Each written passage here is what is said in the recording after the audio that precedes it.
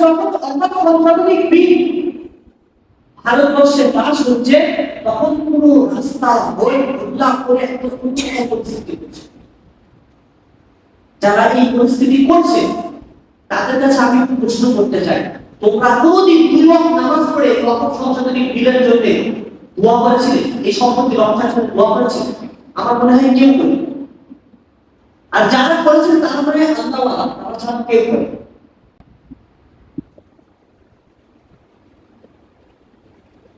আশরাফ আলী থানভী রাহমাতুল্লাহি আলাইহির জামানায় একটা ইংরেজরা একটা বিল পাস করেছে।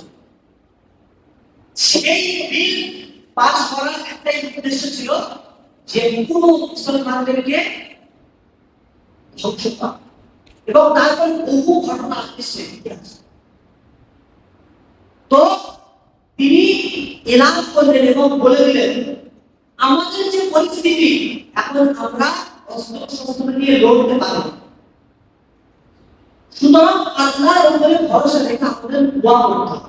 এই দোয়া বলছে যে মাত্র 31 দিনে এই দোয়ার উপরে আমল করা হয়েছে, এবং বিশেষ করে বড় বড় ওলামারা তারা আমল করেছে। তারপরে ওই বিল ইংরেজরা তুলতে বাধ্য হয়ে গেছে।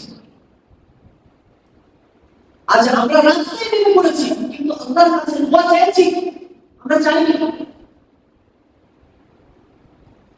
আমার মনে হয় আজ এই মসজিদ মাদ্রাসার হেফাজত হতো, অবশ্যই হতো বা হবে যদি আমরা নিজেরা এই মসজিদ মাদ্রাসার কদর করি।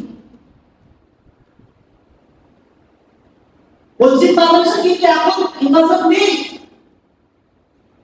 বিভিন্ন জায়গায় আপনি দেখুন মসজিদ মাদ্রাসাকে ধ্বংস করে দিচ্ছে। সোশ্যাল মিডিয়ায় দেখতে পাবেন উত্তরাখণ্ডে হয়েছে, ইউপিতে হয়েছে। আজ মুসলমান স্বয়ং নিজের অস্তিত্ব বজায় রাখছে না, নামাজ ছেড়ে দিয়েছে। মসজিদকে যদি আমি আবাদ না করি তাহলে মসজিদ কি বদলা, মানে এই মসজিদ আল্লাহ তাআলা রক্ষা করবে? কিসের দায়ে আমরা নামাজ আদায় করি না, আমার বুঝে আসে না। আজ আমরা অর্থের জন্য সারাদিন তাকে সময় লাগিয়ে দিচ্ছি, ইমানের জন্য সময় 1 ঘন্টা ভালো করে লাগাতে পারছি না।